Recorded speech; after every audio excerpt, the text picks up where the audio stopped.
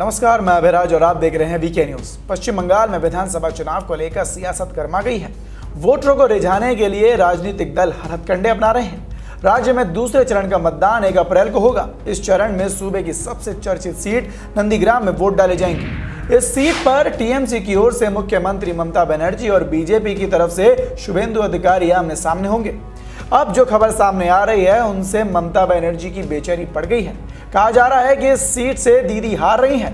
ऐसे में ममता ने कांग्रेस नेता राहुल गांधी की तरह हिंदू कार्ड खेला है।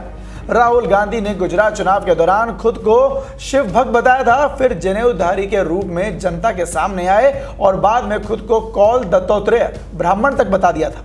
लेकिन ये सब करने के बावजूद वो चुनाव में कांग्रेस को हार के सिवा कुछ नहीं दिला पाए।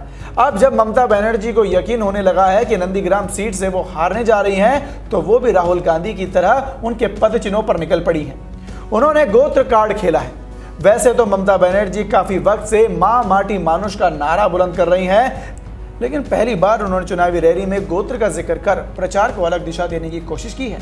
नंदीग्राम में एक जनसभा को संबोधित करते हुए उन्होंने कहा कि मैं मंदिर गई थी, पुरोहित ने मुझसे पूछा कि मेरा गोत्र क्या है। तब मुझे याद आया कि त्रिपुरेश्वरी मंदिर में अपना गोत्र मां माटी मानुष बताया था, लेकिन आज जब मुझसे पूछा गया तो मैंने कहा कि पर्सनल गोत्र शांडिल्य है, लेकिन मैं समझती हूँ कि मेरा गोत्र मां माटी मानुष है। अब सवाल ये उठ रहा है कि आखिर ममता को अपना गोत्र क्यों बताना पड़ा।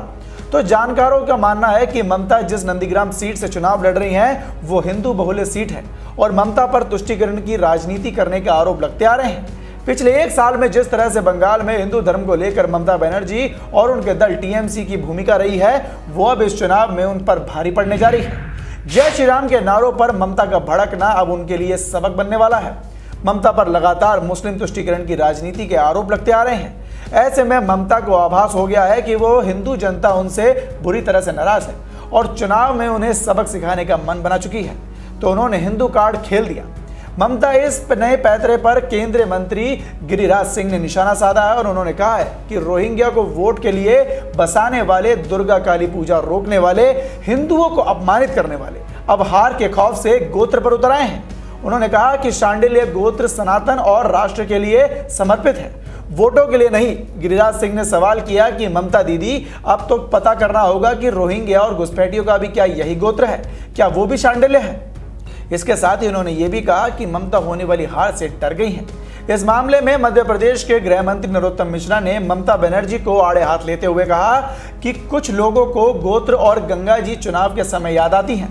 कुछ लोग ऐसे हैं जिन्हें चुनाव पर गोत्र याद आते हैं, गंगा जी में डुबकी लगाते हैं, कोट के ऊपर जनेऊ पहन लेते हैं। 10 साल में याद नहीं आया गोत्र। जब घुसपैठिए आ रहे थे, जब आतंकवादी आ रहे थे, तब गोत्र की चिंता नहीं। वहीं बंगाल के बीजेपी अध्यक्ष दिलीप घोष ने कहा कि ममता बनर्जी अलग अलग समय पर अपना गोत्र बदल रहती है। कभी उनका गोत्र भारतीय होता है तो कभी शांडिल्य और कभी उन्होंने अपना गोत्र मां माटी मानुष बताया है। ऐसे में पहले ममता को खुद को तय कर लेना चाहिए कि उनका गोत्र है क्या। तो ममता बनर्जी के इस तरह से गोत्र के बयान पर आपकी क्या राय है, हमें कमेंट सेक्शन में कमेंट कर जरूर बताएं और देखते रहें वीके न्यूज। धन्यवाद।